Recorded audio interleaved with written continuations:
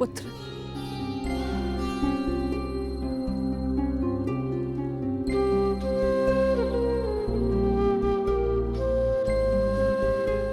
प्रणिपात राजमाता, आदेश कीजिए कि ये राधे आपकी कैसे सहायता कर सकता है। अब तुम केवल राधे नहीं, कौरव सेना के सर सेनापति भी हो। तुम्हारा वचन सुनिश्चित कराने आई हूं कि सेनापति के मुकुट के भार के नीचे कहीं वो वचन न दब जाए जो राधे ने दिया था। मैं वचन देता हूं कि अर्जुन के अतिरिक्त आपके किसी पुत्र का वध नहीं करूंगा मैं। तो क्या जन्मदात्री को संदेह है कि कर्ण अपना वचन निभाएगा या नहीं? मुझे उस वचन की पूर्ति पर कोई संदेह नहीं है जो तुमने मुझे दिया है। मैं वो वचन स्मरण कराने आई हूं जो वचन तुमने अपनी पत्नी सुप्रिया को दिया था। एक पति ने अपनी पत्नी को दिया था कि आवश्यकता के समय पर वो हर समय उसके पास उपस्थित रहेगा। सुप्रिया को तुम्हारी आवश्यकता है कर्ण। जानता हूं राजमाता, किंतु मैं नहीं जा सकता।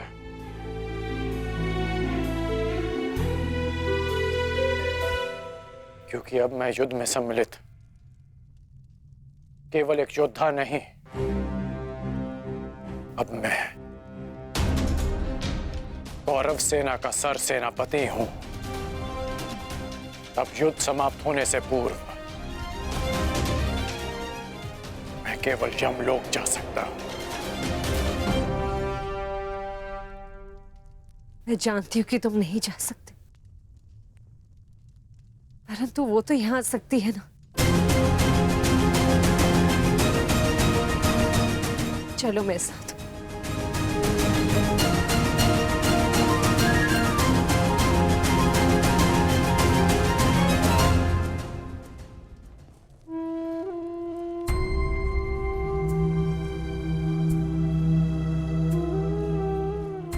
सुप्रिया,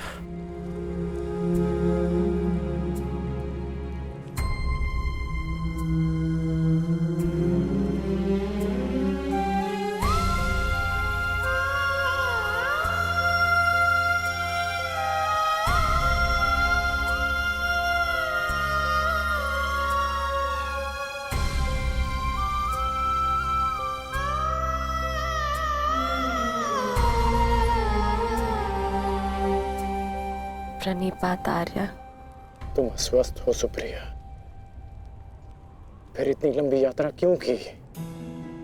पत्नी अगर पति के पास पहुंच जाए तो आधा रोग अपने आप चला जाता है।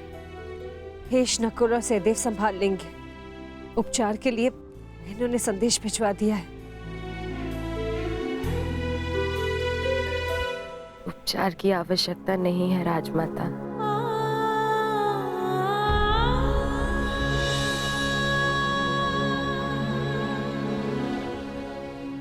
ना ही उपचार से कोई लाभ है। मेरी इच्छा थी कि मैं अपना अंतिम श्वास अपने अर्धान की छांव में लूं। बस वो पूरी हो गई और मेरे मन पे एक बोझ रह गया। त्रिशोक में मैं अपने पत्नी होने का कर्तव्य नहीं निभा सकी,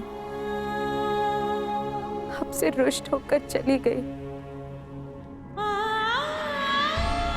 मुझे क्षमा कर दीजिए आर्य।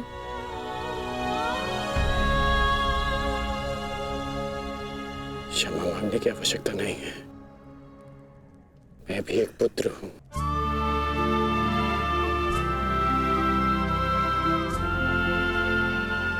माता की वेदना समझता हूं।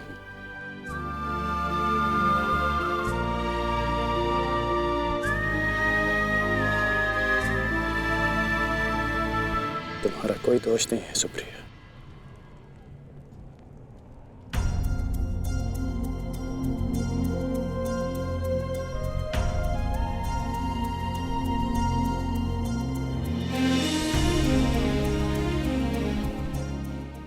क्या कर रही हो सुप्रिया? महारानी हो तुम अंक की। धन्यवाद उस देवी का जिसके बलिदान से मेरे जीवन का निर्माण हुआ। मुझे ज्ञात है रुशाली, आर्यकर्ण ने एक अपहरित कन्या से विवाह किया। उसके पीछे का कारण सिर्फ तुम थी। तुम दान देने के लिए वचनबद्ध होकर, सूर्य को साक्षी रखकर वचन दोकर कि तुम सुप्रिया से विवाह करोगे। दान दो अंगराज। ये सूत पुत्र राधेकर्ण वचन देता है कि मैं सुप्रिया से विवाह करूंगा।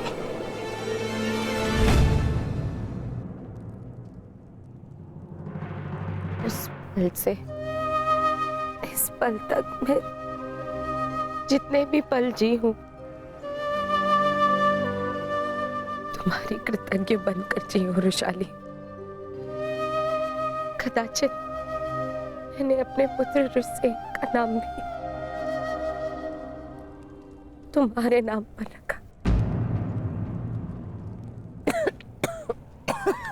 सुप्रिया, सुप्रिया आप कुछ मत कहो, बोलने से कष्ट होगा। नहीं आर्य, मेरे सारे कष्ट तो इस देवी ने हर लिए।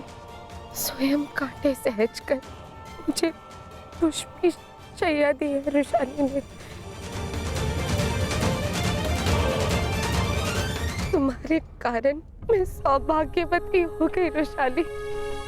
तुमने अपने विवाह की यज्ञ वेदी रुशाली ने मेरे नाम की।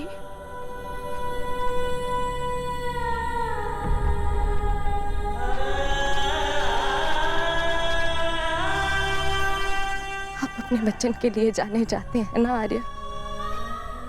आपकी अर्धांगिनी होने के नाते मैं चाहती हूं कि आपका हर वचन पूरा हो, कोई भी वचन अधूरा ना रहे। आपका एक वचन है आर्य जो मेरे कारण अधूरा रह गया था।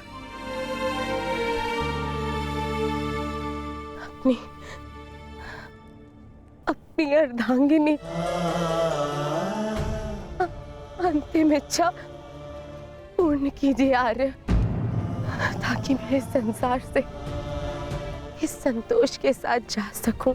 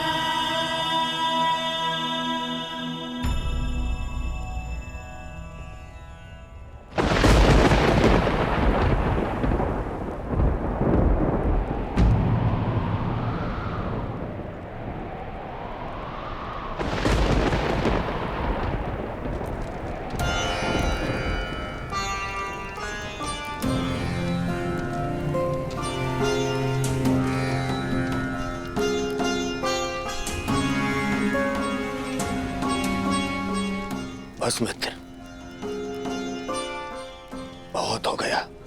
बहुत हो गया मित्र। अब सीमा समाप्त हो गई। हम दोनों की पीड़ा सह पाने की सीमा समाप्त हो गई है मित्र। अब और नहीं, अब कल अंत होगा।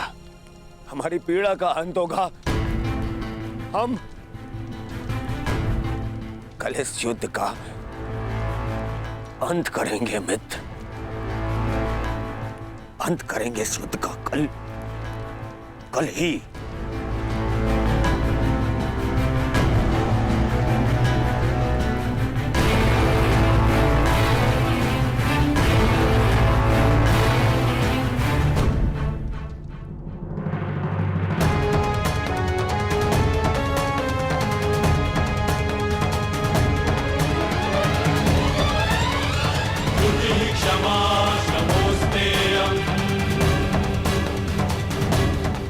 यशस्वी भव।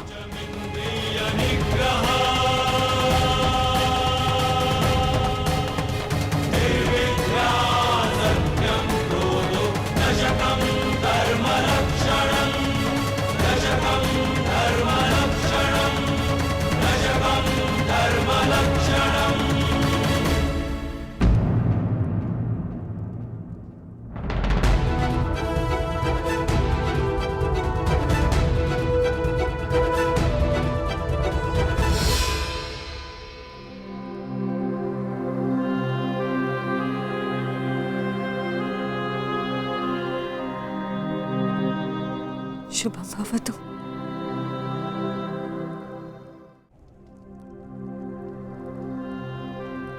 आज का दिन बहुत शुभ है।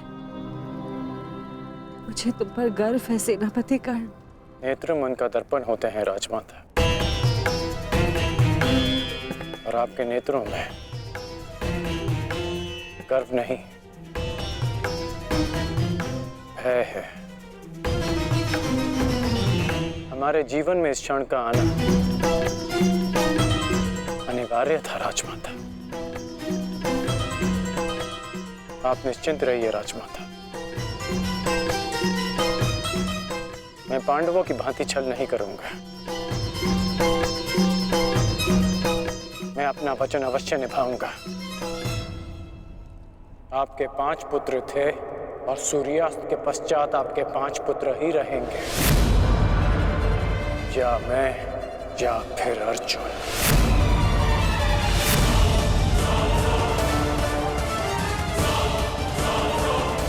प्रणिपात राजमाता।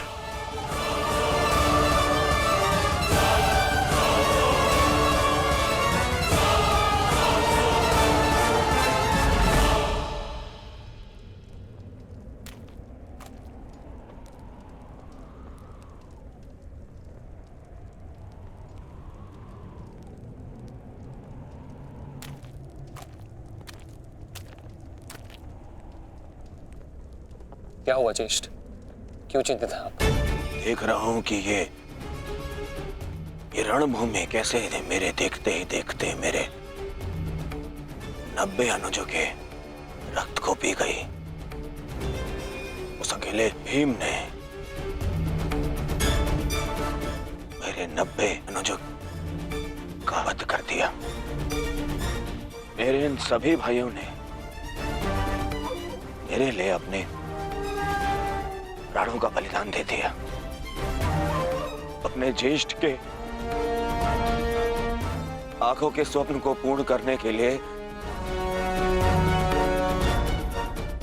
उन्होंने मृत्यु की निंदा को स्वीकार कर लिया।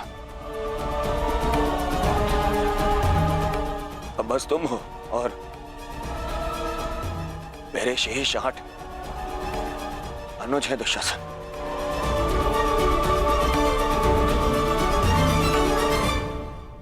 ये सोचकर मेरा हृदय कांप उठता है कि न जाने अब और किसका लहू मांगेगी ये रणभूमि।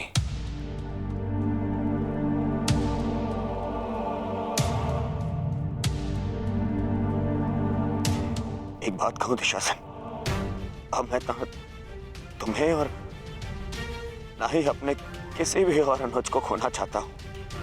अब मेरे में साहस नहीं रहा कि मैं अब अपने किसी भी और अनुज की अर्थी को कांधा दूं। मेरे में साहस नहीं है अब। किंतु आपके अनुज में साहस है ज्येष्ठ, साहस है कि वो अपने ज्येष्ठ के स्वप्न को पूरा करते करते अपनी आंखें मूंद ले। आपके लिए अपने प्राण देकर प्रसन्नता होगी मुझे, और संतोष भी कि मैंने पितृ ऋण चुकाया, क्योंकि मेरे माता पिता ने आज तक मेरा मुख नहीं देखा, और मेरे लिए आप ही मेरे पिता और आप ही मेरी माता हैं।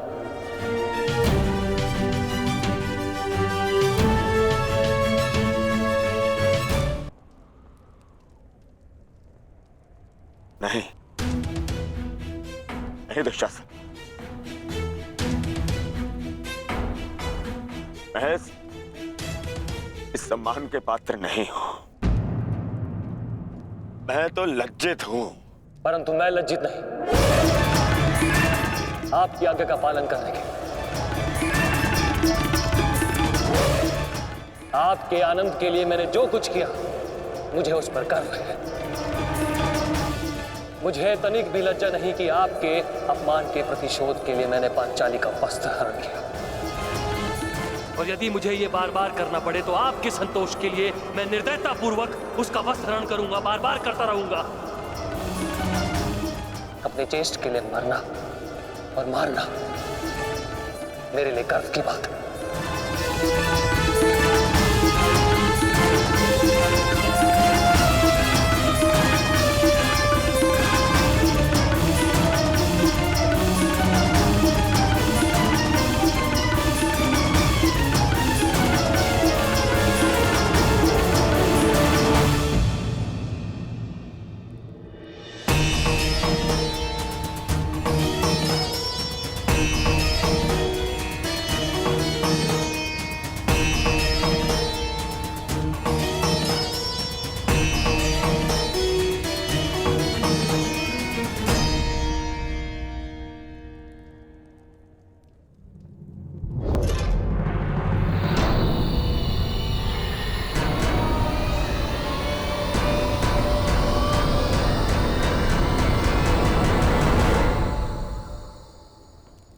माधव, आप गए नहीं? मैं उस क्षण को समीप आते हुए देखना चाहता हूं सखी। कौन सा क्षण माधव?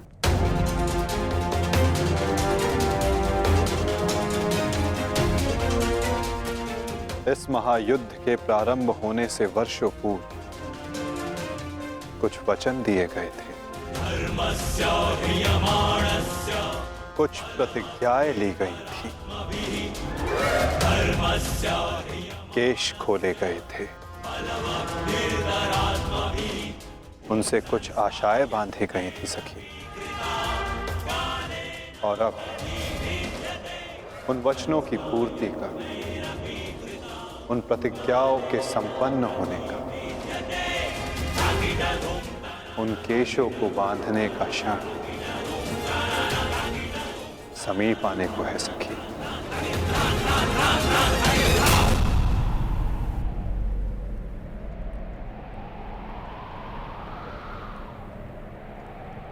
सच्च रहना सखी।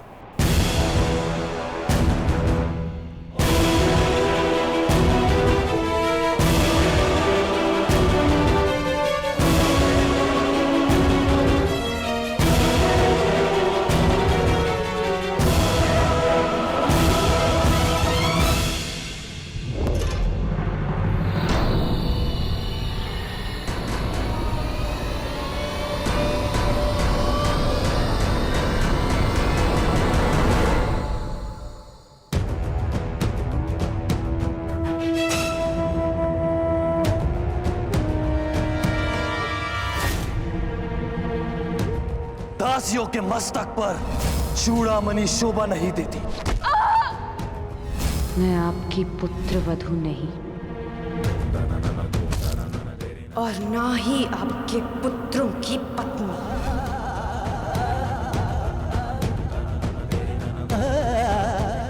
मुझे विश्वास है पांचाली, इस आने वाले युद्ध में मैं विकोदर भीम उस दुशासन की छाती फाड़कर उसके छाती के लहू से तुम्हारे केश सींच पाऊंगा।